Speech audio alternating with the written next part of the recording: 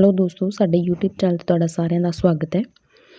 ਅੱਜ ਤੁਹਾਡੇ ਸਭ ਦੇ ਲਈ ਇੱਕ ਨਵੀਂ ਵੀਡੀਓ ਲੈ ਕੇ ਹਾਜ਼ਰ ਹੋਏ ਹਾਂ।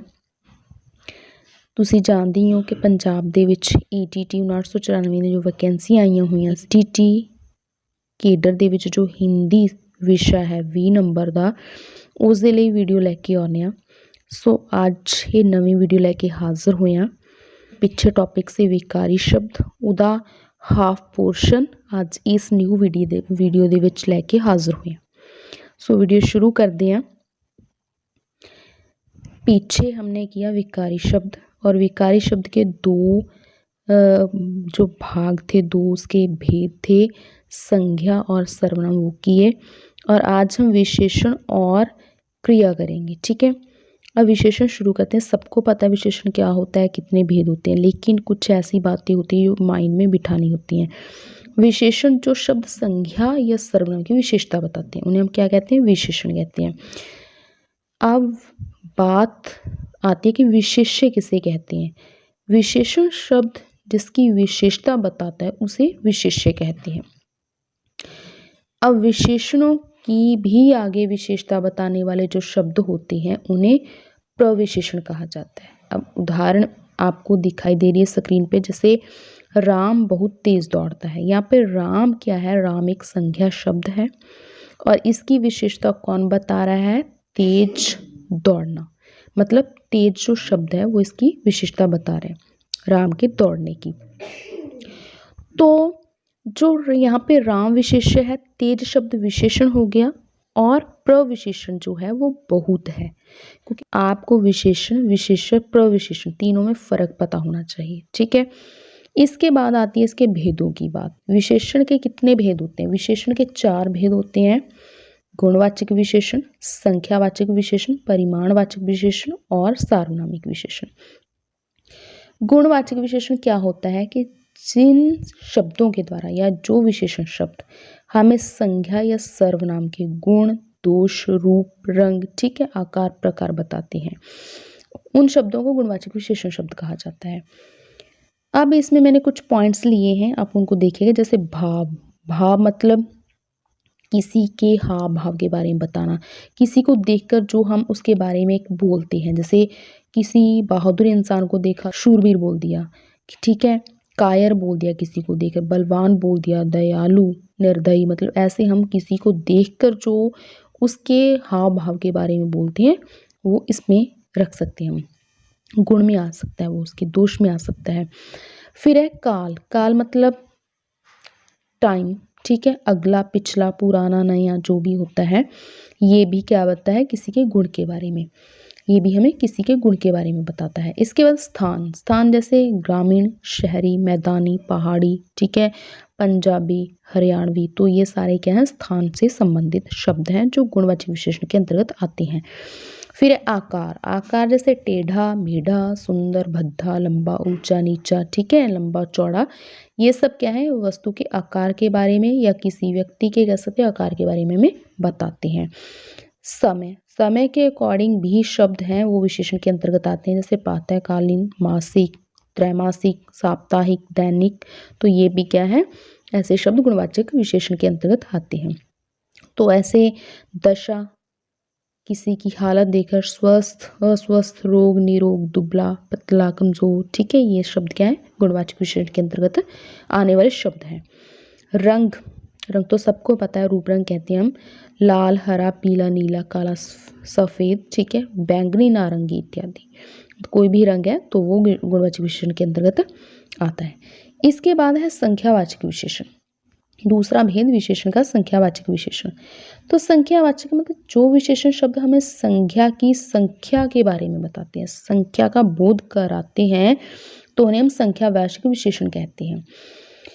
अब संख्यावाचक विशेषण ये 2 प्रकार के होते हैं हिंदी में, ये स्क्रीन पे देख रहे हैं, निश्चित संख्यावाचक और अनिश्चित संख्यावाचक। निश्चित संख्यावाचक जो विशेषण शब्द हमें संख्या की निश्चित संख्या बताते हैं कि 1 है, ये दूसरा या तीसरा या चौथा या 2 या 4, ठीक है, या 1, तो इस तरीके से हमें निश्चित संख्या जब बताई जाती है तो वो क्या है, वो निश्चित संख्यावाचक विशेषण शब्द कहलाता है। और जो विशेषण शब्द हमें किसी संख्या की निश्चित संख्या ना बताए, सिर्फ अंदाजे से हम बता सकें, तो वहाँ अनिश्चित संख्यावाचक विशेषण होगा। जैसे कि थोड़े आदमी, हमें नहीं पता संख्या में कितने हैं लेकिन थोड़े हैं। कुछ रुपए, हमें नहीं पता कि टोटली कितने रुपए हैं, कम हैं, ज़्यादा हैं, बस कुछ रुपए हैं हमारे पास, ठीक है, इस तरीके से।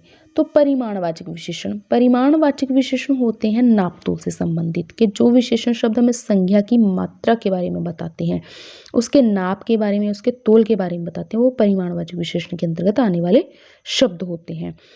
तो इसके भी दो भेद होते हैं, कौन कौन से? निश्चित परिमाणवाचक विशेषण और अनिश्चित परिमाणवाचक विशेषण। निश्चित परिमाणवाचक विशेषण जो संख्या की निश्चित संख्या का बोध कराने वाले शब्द हैं, वो निश्चित परिमाणवाचक विशेषण के अंतर्गत आते हैं। जैसे 1 लीटर दूध, तो दूध कितना है? 1 लीटर। 10 मीटर कपड़ा, कपड़ा कितना है? 10 मीटर, हमें फिक्स बता दिया, ठीक है, एग्जैक्टली बता दिया, तो क्या है यहाँ पे? निश्चित परिमाणवाचक विशेषण है। फिर अनिश्चित परिमाणवाचक विशेषण, जिन विशेषण शब्दों से संख्या की अनिश्चित मात्रा का बोध होता है, ज्ञान होता है, मतलब हमें फिक्स मात्रा नहीं बताई जाती। तो उदाहरण के तौर पे जैसे थोड़ा दूध, कुछ शहद, बहुत पानी, अधिक पैसा, तो इस तरीके से मतलब हमें फिक्स उसकी मात्रा लीटर में, ठीक है, नहीं बताई गई, या मीटर में, ठीक है, हमें सिर्फ अंदाजे से बता दिया कि इतनी मात्रा है वस्तु की।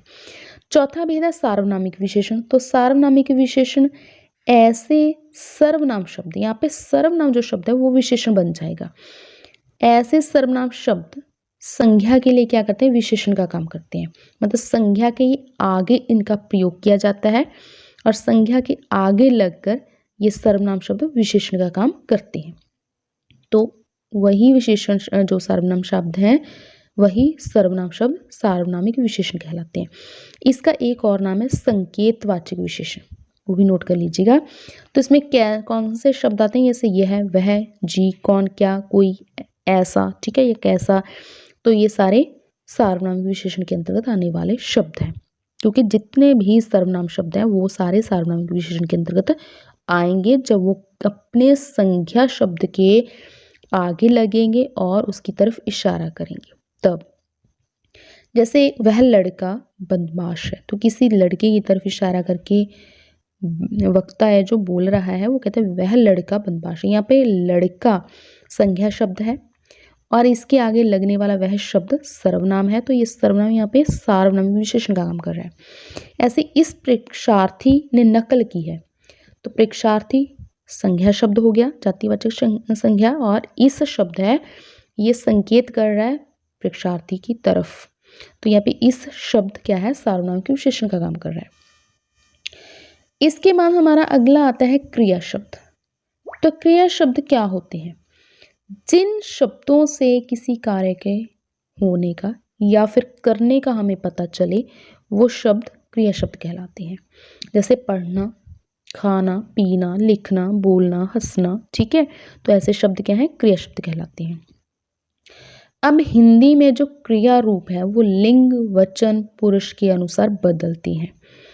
क्रिया के मूल रूप को क्या कहते हैं? धातु। मोस्ट इंपॉर्टेंट पॉइंट्स हैं ये जो मैंने बोल्ड किए हुए हैं शब्द, ठीक है, और धातु के ना जोड़ने से क्रिया का सामान्य रूप बनता है। अब देखो हम क्या कहते हैं? पढ़। पढ़ हमारे पास एक मूल शब्द है जो कि क्रिया शब्द है। अब इसके साथ हमने ना जोड़ दिया तो क्या बन गया हमारे पास? पढ़ना। ओके, तो यहाँ पे मूल धातु क्या है? पढ़, और ना उसके साथ प्रत्यय जोड़ के पूरा क्रिया शब्द है बन गया। ऐसे ही लिखना, चलना, फिरना, घूमना, ठीक है। तो धातु के दो रूप होते हैं, एक मूल रूप होता है, एक यौगिक रूप होता है। ये भी ध्यान में रखिएगा। मूल रूप क्या होता है? स्वतंत्र रूप। यहाँ कि एक शब्द है वो किसी दूसरे के ऊपर निर्भर नहीं करता, आजाद होता है और अपना ही उसका अर्थ होता है। यौगिक जो होता है वो संयुक्त धातु होती है और इसमें क्या होता है कि मूल धातु के साथ कुछ ना कुछ लगा होता है। जैसे हमने पढ़ के साथ ना जोड़ दिया था तो ना वहाँ प्रत्यय है, पढ़ मूल धातु है तो वो संयुक्त बन गया। तो इस तरीके से यौगिक जो है, यौगिक धातु मतलब संयुक्त धातु, ये मूल धातु के साथ कुछ ना कुछ प्रत्यय लगा होगा और फिर वो अपने यौगिक रूप को धारण करेगी। ठीक है, फिर अब इसके हम भेद करते हैं क्रिया के। सबसे पहले प्रयोग के आधार पर क्रिया के भेद देखते हैं। प्रयोग के आधार पर क्रिया दो प्रकार की होती है, एक सकर्मक क्रिया और एक अकर्मक क्रिया।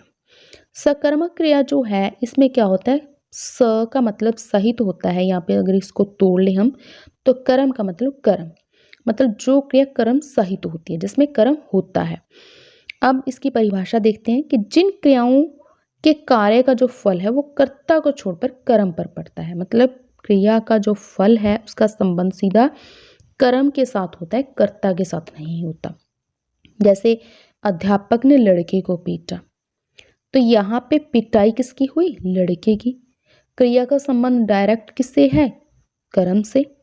ओके, तो अध्यापक ने क्या किया, लड़के को पीटा। तो इस तरीके से यहाँ पे अध्यापक कर्ता है और लड़का क्या कर्म है, पीटा क्या है, क्रिया है। तो पीटाई का असर लड़के पर हुआ, इसलिए क्रिया का संबंध डायरेक्ट कर्म से हो गया, तो ये सकर्मक क्रिया है। इस वाक्य में क्या है, अध्यापक कर्ता द्वारा पीटने का जो कार्य का फल है वो लड़के पर पड़ा, मतलब असर लड़के पर पड़ा है, प्रभाव लड़के पर पड़ा है, तो यहाँ पे सकर्मक क्रिया है। अब सकर्मक क्रियाएं जो है होती हैं वो दो प्रकार की होती हैं, एक कर्मक क्रिया और दूसरी द्विक्रमक क्रिया। ठीक है, एक तो एक कर्मक क्रिया और दूसरी द्विक्रमक क्रिया। तो एक कर्मक सकर्मक क्रिया होती है, जो एक कर्मक सकर्मक क्रिया होती है, तो उसमें क्या होता है कि जिसमें सिर्फ एक ही कर्म होता है। ठीक है, तो कैसे, उदाहरण जैसे सीमा दूध पीती है, सीमा क्या पीती है, दूध पीती है। तो यहाँ पे आपको क्या शब्द का उत्तर मिलेगा, इसमें ध्यान रखना। जब आप एक क्रमक क्रिया देखोगे ना तो वहाँ पे क्या शब्द का उत्तर मिलेगा, प्रश्न करके देखिएगा आप। राजन आम खाता है, क्या खाता है, आम खाता है। ओके, तो यहाँ से आम और दूध यहाँ पे कर्म है और एक ही कर्म है एक वाक्य में। फिर द्विक्रमक सकर्मक क्रिया, तो इसमें क्या है, द्वि मतलब दो, कर्म मतलब कर्म। ठीक है, जिसमें दो कर्म होते हैं, दो कर्मों वाला। जिस क्रिया के साथ क्या होगा कि दो कर्मों के पूर्ण होने का पता चलेगा, दो काम होंगे जिसमें। जैसे सोहन ने गुरुजी को प्रणाम किया, सोहन ने क्या किया, प्रणाम किया, किसको, गुरुजी को। एक तो अब दो, जो एक क्रमक क्रिया थी वहां पर सिर्फ क्या लगा के प्रश्न बना सकते थे, अब यहाँ पे अब दो शब्द लगा के प्रश्न बनाऊंगे, एक तो क्या, एक किसको। ठीक है, इस तरीके से। जैसे दो कर्म, जो दो कर्म है वो कौन कौन से हैं, गुरुजी। यहाँ पे लिखने में थोड़ी मिस्टेक है तो माफ कीजिएगा, गुरुजी प्रणाम। तो मूल जो कर्म है, जो मुख्य कर्म है वो क्या है, वो कौन सा शब्द है, प्रणाम। ठीक है, क्या किया, प्रणाम किया। और गुरुजी, किसको, गुरुजी को। तो श्याम अपने भाई के साथ टीवी देख रहा है, तो श्याम क्या कर रहा है, टीवी देख रहा है, किसके साथ, भाई के साथ। ठीक है, तो दो शब्द लगा के प्रश्न बना, क्या और किसके साथ। ओके, यहाँ पे भी दो कर्म है, भाई और टीवी। फिर राहुल ने गौरव को चाय पिलाई, राहुल ने क्या किया, चाय पिलाई, किसको, गौरव को। तो यहाँ पे भी दो कर्म हैं, गौरव और चाय। ठीक है, तो इस तरीके से मतलब दो कर्मों वाला वाक्य जो होगा वो किस क्रिया के अंतर्गत आएगा, द्विकर्मक सकर्मक क्रिया। ओके, इसके बाद है अकर्मक क्रिया। तो अकर्मक क्रिया में क्या होगा कि जिन क्रियाओं के कार्य का फल कर्ता में नहीं रहता, मतलब वाक्य हो, क्रिया हो, उसका संबंध सीधा क्रिया का संबंध कर्ता के साथ ही होगा, वहाँ पे कर्म नहीं होगा। जैसे विद्यार्थी पढ़ता है, हमें नहीं पता विद्यार्थी क्या पढ़ रहा है, सॉरी यहाँ पे पढ़ता के स्पेलिंग आप हैं वो नीचे सही लिखे हुए हैं। विद्यार्थी पढ़ रहा है या पढ़ता है, तो हमें नहीं पता क्या पढ़ता है, लेकिन विद्यार्थी पढ़ रहा है, तो पढ़ने का संबंध किससे, विद्यार्थी से। हमें नहीं पता पुस्तक है, हमें नहीं पता उसके पास अखबार है, हमें नहीं पता उसके पास मैगजीन है, हमें कुछ नहीं पता, हमें सिर्फ ये पता है कि विद्यार्थी पढ़ रहा है। तो इस वाक्य में जो पढ़ना है वो क्रिया का फल किसके ऊपर पड़ रहा है, कर्ता के ऊपर, इसलिए यहाँ पे क्या है, अकर्मक क्रिया। यहाँ पे पढ़ना के स्पेलिंग आप सही कर सकते हो। ओके, फिर व्युत्पत्ति रचना के आधार पर, व्युत्पत्ति रचना के आधार पर जो क्रिया है उसके भी दो भेद होते हैं, मूल क्रिया और यौगिक क्रिया। मूल क्रिया, जो क्रिया मूल धातु से बनती है, मतलब जिसमें ऐसी क्रिया शब्द जिसमें कोई प्रत्यय का प्रयोग नहीं किया जाता। तो जैसे लिख धातु से बनी क्या, लिखना, मतलब ऐसी क्रिया कि जो मूल धातु से बनती है। लिख से बना लिखना, रो से बना रोना, ठीक है, हस से बनेगा हंसना, ठीक है, ऐसे। तो यौगिक क्रिया, यौगिक का अर्थ होता है कि अनेक तत्वों के योग से या मूल क्रिया में प्रत्यय लगाकर जो बनी क्रियाओं को संयुक्त किया जाता है, ठीक है, या उनका संयुक्त रूप। देखो, अनेक तत्वों के योग से मूल क्रिया में प्रत्यय लगाकर बनी हुई क्रियाओं को क्या कहा जाता है, संयुक्त क्रिया। तो जैसे बताना, बताना क्या है, नाम धातु क्रिया। ओके, हंसाना, तो ये भी क्या है, जो नाम धातु प्रेरणार्थक क्रिया है। क्रिया के आगे जो भेद है वो कौन कौन से हैं? सबसे पहले नाम धातु क्रिया। नाम धातु ऐसी क्रियाएं या ऐसे क्रिया शब्द जिनका निर्माण संज्ञा से होता है, मतलब जो ऐसे शब्द जो संज्ञा से क्रिया शब्द बनते हैं। जैसे बात, बात संज्ञा शब्द है, तो यहाँ से क्या बन गया, बतियाना।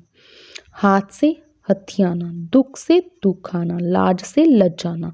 तो ये मूल क्या है, मूल ये शब्द संज्ञा है, बात, हाथ, दुख, लाज। लेकिन इसका क्रिया रूप जब बन जाता है तो वो नाम धातु क्रिया कहलाती है। फिर ऐसे विशेषण से बन जाते हैं। विशेषण से गर्म से गरमाना, चिकना से चिकनाना, मतलब जो संज्ञा या विशेषण शब्दों से क्रिया बनती है वो नाम धातु क्रिया के अंतर्गत आती है, और वो यौगिक क्रिया का एक भेद है नाम धातु। दूसरा प्रेरणार्थक क्रिया। प्रेरणार्थक क्रिया में क्या होता है कि जिन क्रियाओं से यह बोध होता है कि कर्ता स्वयं कार्य न करके किसी दूसरे से कार्य करवाता है। ओके, तो मतलब दूसरे को प्रेरणा देता है काम करने की। जैसे रोहन राधा से खाना पकवाता है। अब रोहन क्या है, वो खुद ना खाना बनाकर किससे बनवा रहा है, राधा से। ओके, तो यहाँ पे रोहन खुद यहाँ पे करता है, लेकिन काम वो प्रेरणा किसको दे रहा है, राधा को, खुद कार्य नहीं कर रहा। तो यहाँ पे क्या है, प्रेरणार्थक क्रिया। ऐसे ही जो रोहन है वो क्या है, एक प्रेरक है, सिर्फ प्रेरणा देने का काम कर रहा है, और जिसको वो प्रेरित कर रहा है वो है राधा, तो वो प्रेरित करता है। तीसरा भेद है पूर्वकालिक क्रिया। तो पूर्वकालिक क्रिया में क्या होती है कि पूर्वकालिक क्रिया की मुख्य पहचान होती है कि इसमें दो क्रियाएं होती हैं, एक पूर्व की क्रिया और एक जो बाद में होती है। एक पहले होती है कहने का मतलब एक बाद में काम होता है, दो काम होते हैं, ठीक है। जैसे राम के दादाजी खाना खाकर घूमने गए। अब राम के जो दादाजी हैं, कर्ता यहाँ पे दादाजी हैं, तो वो दादाजी क्या कर रहे हैं, खाना खाकर, पहले उन्होंने खाना खाया, फिर वो क्या गए कहाँ पे गए, घूमने गए। दो काम किए उन्होंने, खाना खाया और घूमने चले गए, ठीक है। तो यहाँ पे ये क्या है, यहाँ पे एक जो क्रिया है पहले हुई है और दूसरी क्रिया बाद में हुई है। ऐसे सीता चारपाई पर जाते ही सो गई। पहले तो सीता ने क्या किया, चारपाई पर गई और फिर सो गई, दो काम किए उसने। ओके, तो ऐसे पूर्वकालिक क्रिया है ये यौगिक क्रिया का भेद। चौथा भेद है यौगिक क्रिया का संयुक्त क्रिया, जिसमें दो या दो से अधिक क्रियाओं के योग से जो एक पूर्ण क्रिया बनती है वो संयुक्त क्रिया कहलाती है। जैसे राम खाना खा चुका है, बात एक ही है कि राम ने क्या किया, खाना खा चुका है वो, तो यहाँ पे लेकिन जो खाना खा चुका है, खाना खाने की बात है, उसको कितने सारे शब्दों ने पूरा किया मिलकर। ओके, पांचवा भेद है अनुकरणात्मक क्रिया, मतलब किसी वास्तविक या कल्पित ध्वनि के अनुकरण से बनने वाली क्रियाओं को क्या कहा जाता है, अनुकरणात्मक क्रिया। एक तो वास्तविक है, एक कल्पित ध्वनि होती है, तो दोनों के जो अनुकरण से क्रिया बनती है वो क्या है, अनुकरणात्मक। जैसे खट खट, यहाँ पे शब्द एक ही है खट, लेकिन उसको क्या किया, रिपीट कर दिया, उसका अनुकरण हो गया खट खट। तो खटखट से क्या बन गया, खटखटाना, मतलब क्रिया एक ही बनी है लेकिन शब्द वो क्या है, एक ही शब्द का अनुकरण हो गया, अनुकरण करके एक क्रिया शब्द बन गया नया। तो भन भन से भन भनाना, थप से थप थपाना, झन से झनझनाना। मूल शब्द हमारे पास झनझन है, जिसका अनुकरण हो रहा है, अनुकरण करके झनझनाना बन गया। ओके, तो ऐसे मतलब यहाँ पे क्या है कि वास्तविक या कल्पित ध्वनि, ये वास्तविक ध्वनि कह लो, भले ही वो कल्पित ध्वनि कह लो, ठीक है, उसका अनुकरण हो गया, बस उससे क्रिया शब्द बन गया। तो ये हमने किया विशेषण और क्रिया, ठीक है। यहीं पर हमारा जो विकारी शब्द है वो, उसका ये टॉपिक हमारा खत्म होता है और नई जो वीडियो होगी वो हमारी अविकारी शब्दों के ऊपर होगी। तो उम्मीद करते हैं आपको वीडियो अच्छी लगी होगी। वीडियो अच्छी लगी है तो वीडियो को लाइक, कमेंट, शेयर ज़रूर कीजिएगा और अपने दोस्तों मित्रों के साथ जो ETT 1994 की या किसी भी हिंदी टीचिंग एग्ज़ाम्स के लिए तैयारी कर रहे हैं तो उनके साथ शेयर ज़रूर कीजिएगा। और आपको वीडियो अच्छी लगी है, आप ऐसी वीडियोस चाहते हैं तो हमारे चैनल को सब्सक्राइब भी ज़रूर कीजिएगा। वीडियो देखने के लिए आपका बहुत बहुत धन्यवाद। Thank you.